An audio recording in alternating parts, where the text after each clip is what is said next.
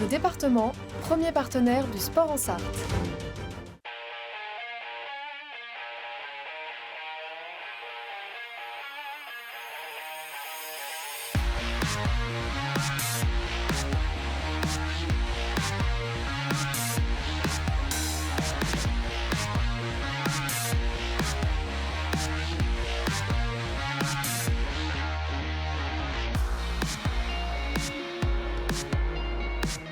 Bonjour et bienvenue dans 72 Sports, la toute dernière émission de cette saison. Donc, dernière émission exceptionnelle, émission spéciale sport et handicap, donc avec un thème très important. Et nous allons recevoir beaucoup d'athlètes justement pour parler du sport et du handicap.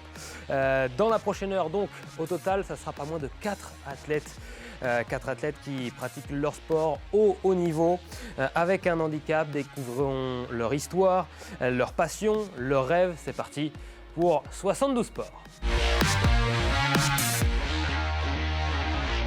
Et nos deux premiers invités donc, pour parler de sport et de handicap, c'est Jason David. Bonsoir Jason. Bonsoir à tous. Avec le papa, l'accompagnateur, le premier supporter également, Jean-Marie David. Bonsoir. Bonsoir, merci d'être tous les deux sur le plateau. On parle d'athlétisme dans cette première partie donc, de 72 Sports. Jason David, sportif de haut niveau, double champion du monde de cross adapté, palmarès bien garni à 35 ans. Et donc avec celui qui accompagne Jason tout au long de la saison, qui a aussi commencé avec Jason donc l'athlétisme. Comment c'est venu d'ailleurs l'athlétisme avec Jason, Jean-Marie? Jason a vu un jour une cassette qu'un ami m'avait fait sur le marathon de Paris. Et puis lui, il a regardé la cassette et il a dit « C'est ça que je veux faire, papa ». C'est ça, Ouais. c'est courir. Tu aimes courir, Jason? Ouais, de ma peau et bien de la santé.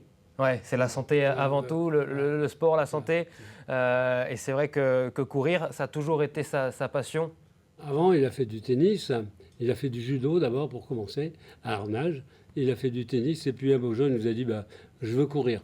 Comme il nous accompagnait en vélo pour nos sorties de marathon, on lui a dit « Tu vas poser le vélo puis tu vas courir ». Et c'était pas évident du tout, puisqu'il courait 500 mètres et il marchait 100 mètres. Et puis petit à petit, il s'y est mis. Bon, il a perdu 10 kilos. Ah oui? Bien sûr. Et donc, il n'y a pas d'histoire. Ces kilos-là, il a pu aller traîner.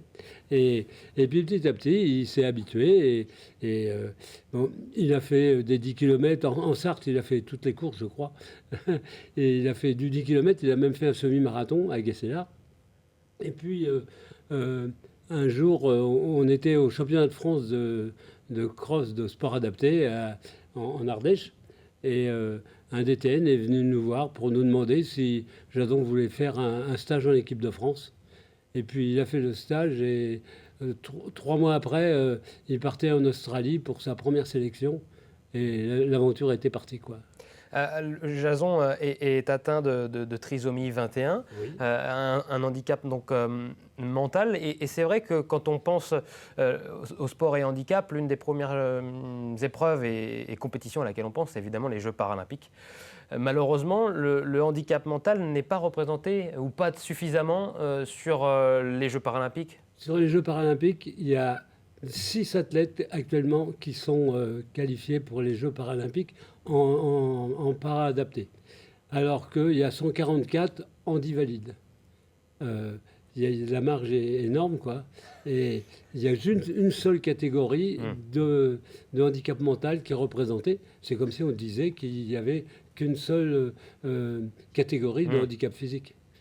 Alors, en revanche, il y a une compétition qui s'appelle les Virtus Global Games et qui, voilà, vous avez le polo, le t-shirt ici.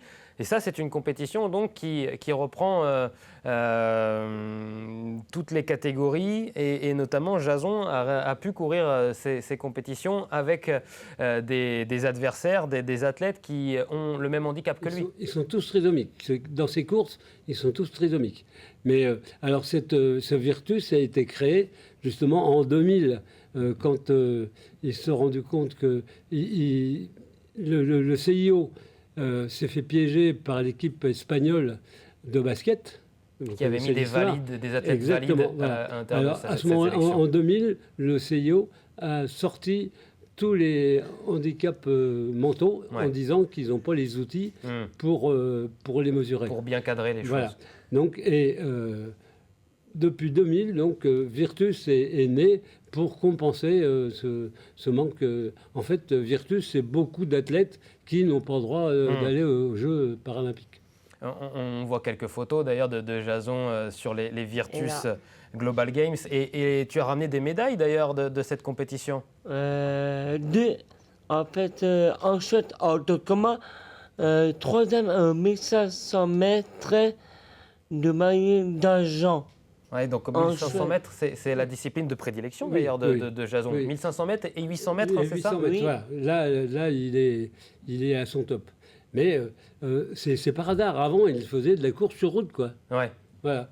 Et donc, c'est par défaut, il est sur le 1500 mètres parce que c'est les distances les plus longues pour sa catégorie 2i2. S'il y avait un 5000 mètres, je crois qu'il serait bien mieux sur le 5000 mètres. Ah oui. Ah, bien sûr. Quand on parle de ces Virtus Global Games, là c'est le niveau international, c'est le très International. très haut niveau. Bien sûr. Ça vous fait chaud au cœur, plaisir de voir que votre garçon arrive à rivaliser au plus haut niveau. Bien sûr, bien sûr. On est fiers de ce qu'on a du résultat. Son entraîneur à l'équipe de France dit que c'est le meilleur Français et il est 3e ou 4e sur le plan international. Ça dépend des compètes, quoi. On voit des images, il me semble que c'est sur le trail de Bercé Oui. cette année, cette saison. On voit Jason y courir et là c'est pas une course ni des Virtus Global Games ni une compétition exclusivement réservée au sport adapté. Là il court avec tout le monde. Avec les valides. Avec les valides. Voilà. Avant, quand on était sur les compétitions, dans les débuts, les gens disaient mais qu'est-ce qu'il vient faire là? Voilà, il n'a pas sa place. Mais aujourd'hui, il est devant beaucoup, quoi. Tu aimes bien, Jason, ce genre de course, ces trails là, dans la nature? En fait, j'aime tout. J'aime tout. Toutes les Reportage. Ouais. Il aime toutes les courses. Toutes les courses. Dès qu'il s'agit L'essentiel, de courir. c'est courir. Voilà. Son entraîneur en équipe de France dit c'est une machine à courir. Un, Ouais. Il se lève le matin, il pense courir. Il se couche le soir, il pense courir. un double machine, moi. En curry, ça fait un moteur. Le double bien aussi.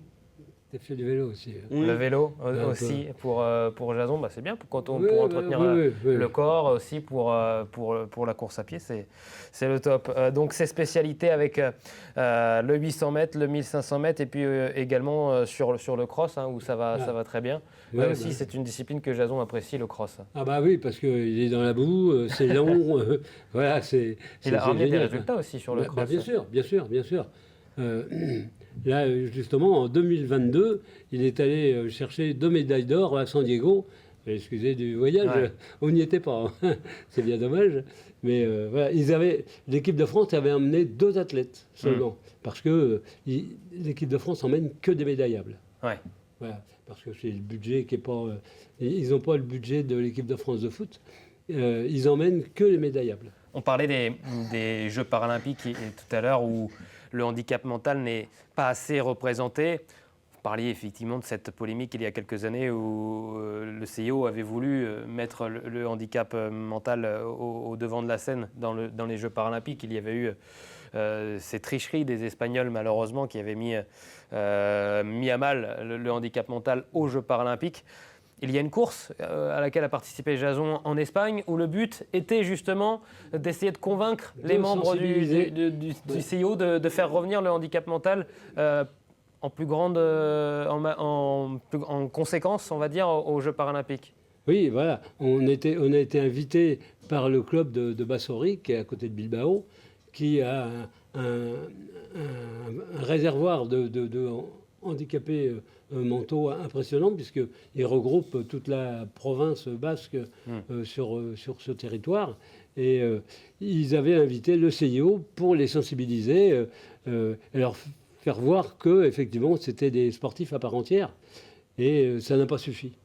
Donc le Portugal a fait des pétitions, l'Espagne a fait des pétitions, la France aussi a fait des pétitions, le Mexique, pour que soit reconnu le handicap de trisomie 21.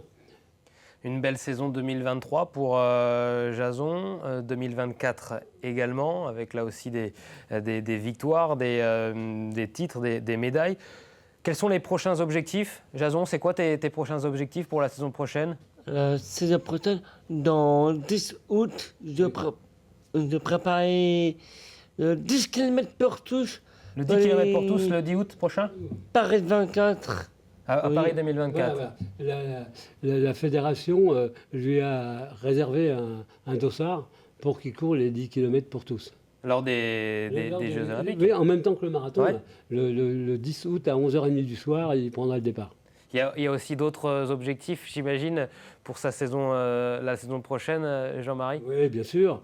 Il va y avoir les championnats du monde qui vont encore être en Australie, les championnats du monde d'athlétisme. Il va y avoir le cross, là, en fin d'année, qu'il est question que ce soit en Espagne. Donc, il y a de quoi faire, remplir encore son palmarès. Toujours avec l'US Arnage, j'imagine, c'est là le lieu d'entraînement de Jason, et c'est aussi avec tous les athlètes du club. Et comment ça se passe au niveau d'une semaine type pour Jason, les entraînements du côté d'Arnage? Jason s'entraîne un peu tout seul parce qu'il n'a pas trouvé quelqu'un de son niveau. Ouais. Soit ils sont trop forts, soit ils sont plus pas lents. assez, ouais. Voilà. Alors donc, nous, on a un plan d'entraînement qu'on applique à la lettre. Hein. Quand il y a du fractionné. C'est vous d'ailleurs qui entraînez au quotidien Jason? Maintenant, je prends le vélo. Vous n'arrivez plus à suivre J'ai eu Jason? un petit problème moteur là, et mon cardiologue m'a dit faut être raisonnable. Donc je prends le vélo quand il y a du fractionné. Comme ça, vous pouvez suivre Jason. Et puis lui donner le tempo. Quoi, Bien surtout, sûr. Parce que c'est important. Il avait tendance à être irrégulier dans son rythme, mais avec le vélo, on arrive à stabiliser et voilà, il imprime le rythme qu'il doit courir. Quoi. Jason, tu as aussi porté la flamme olympique. Oui. C'était bien? Oui. Rappelle plus le nom de... Sainte-Suzanne. À Sainte-Suzanne. Ah voilà, Sainte-Suzanne. Et puis il a fait chaud en plus. On voit des images, on voit justement, on te voit là, C'était là. Jason, avec cette flamme olympique. Bon, ça aussi, c'est un moment important. Important parce que les Jeux Olympiques sont un symbole et cette flamme l'est tout autant. On l'avait inscrit en espérant qu'il soit retenu et il a été retenu. C'est bien, il participe malgré tout aux Jeux Olympiques en portant la flamme. On te voit, Jason, ici, tout sourire, évidemment. Ouais. Un pur bonheur pour Et toi. là, j'ai Ouais. vu. Voilà pour Jason avec la flamme olympique. On ne peut pas terminer sur une plus belle image. Merci beaucoup, en tout cas Jean-Marie, David. Merci Jason, David. Et puis bonne chance pour la future saison, pour les futurs objectifs donc de Jason. Bon courage Jason et puis bonne chance à toi pour tes prochains objectifs. Dans la seconde partie de 72 Sports, on parle de natation sport adapté toujours dans cette émission spéciale sport et handicap avec Nathan Boulet-Bourdet et sa maman. A tout de suite.